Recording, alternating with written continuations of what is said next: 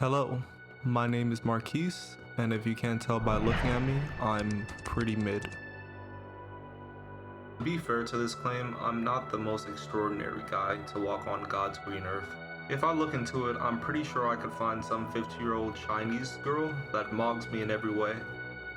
I wake up, clean myself, work, try my best to eat clean, attend college, and make the lives of myself and those around me a little bit better, with varying levels of success.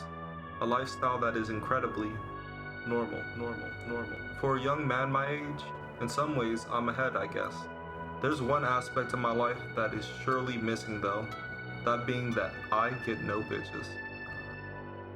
A problem that men for millennia have tried to solve, as life alone is tough. So tough, in fact, that it is not uncommon to hear stories of men throughout history risking life, limb, and property in the hopes of getting and maintaining a relationship. With this, I'm in an area of my life where most men my age reside, the single but dating around stage of existence. A cohort of men I dub the chronically bitchless. So let's start with the basics. In our modern day age, relationships primarily happen online. So I looked into some of the best places where people engage in relationships.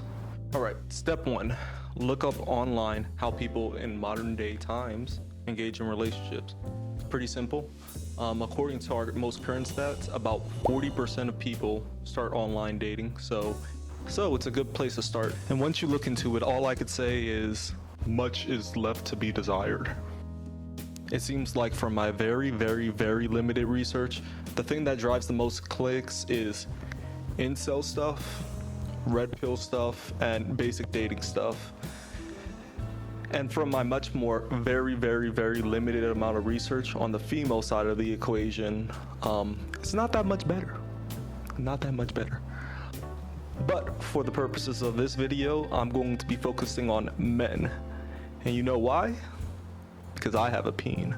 Besides that, men generally speaking have more problems holding relationships, so more interesting content, let's say. Now from the get-go, I would say the audience of these people are relatively sad people. Now, what does the audience get out of it? I would say 1, entertainment. Who calls the police on a fucking joke? Cat owners. Cat owners are liberals. Cat owners believe in hate speech. Cat owners are Democrats. That's funny. 2, the men who watch this want to emulate some of the qualities. Fair enough. 3, the men who watch have not that many dating prospects, so they come to learn. 4, to be part of a community, which is to be expected as these young men and sometimes very old men, they have problems. And I would say between the 4, most men who watch this type of content have a combination of all 4. I would expect, as it would just make sense, you know? When it comes to this topic, channels generally specialize into a few distinct categories. That being channels that talk about how volatile the dating market could be, channels that spread information about how to be the best man you could be, channels that debate the topic of if women are bad, and channels owned by men that I assume that are more bitches than I, talking about how dating in general is unfair. With the exception of self-improvement channels, most of these channels talk about dating in a very Sisyphean manner, where you just keep on pushing that rock back up there. As in, dating within itself is sort of a rigged game for men, where you have people spinning their plates, wasting one another's time, and dancing around like a bird in heat in order to get female attention. And to be honest, I don't blame anyone who comes to this conclusion, as most of these complaints have some basis in truth. In my experience, people don't know much about what they want. And when they do know what they want, they don't know much about how to get it. This extends to dating, a reality that I think is validated just through the pure quantity of how many channels you see on this website. I mean, just look, you could literally scroll for decades. But for now, the information that I've been consuming is just people's perceptions. For more informative information, Let's take a look at what the data says about this. People report dating partners that are more agreeable, open-minded, intelligent, and educated to be more desirable partners. This trend is both true for men and women, by the way, with more attractive people in general reporting more variability in what they find attractive. For things that are slightly more controllable, you could become more wealthy, or you could get more relationships, not be a social recluse. And that's pretty much it when it comes to some of the things that you could personally change. For the rest of the research, it pretty much validates everything red pillars say. Things to avoid if you're a man.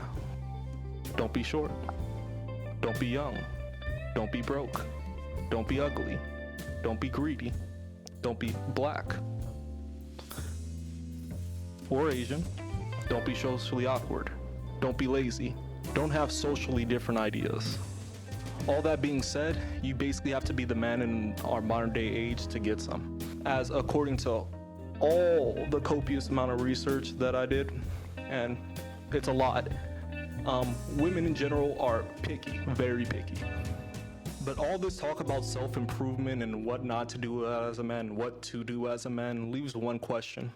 Where do we go from here? Are we going to grind our asses off for women like Gorlock the Destroyer? You know, buy that $50 red pill course that teaches us as men how to confidently stand to attract women? Or do we accept our state and complain about our current lack of intimacy as we journey onto another voyage into the rift? Well, I believe that the answer lies somewhere in the middle, as completely neglecting your personal growth as a man is something that I wouldn't personally encourage. But I also believe that manufacturing yourself into a being that is capable of pulling anyone is also a lost cause, as it is impractical to expect everyone to put in the copious amount of time in order to get to that peak level of human existence. As such, I will advocate for something that even the Buddhist monks of ancient times advocated for, a little something called balance. If we could achieve this, then I think most men's lives will be a little bit better.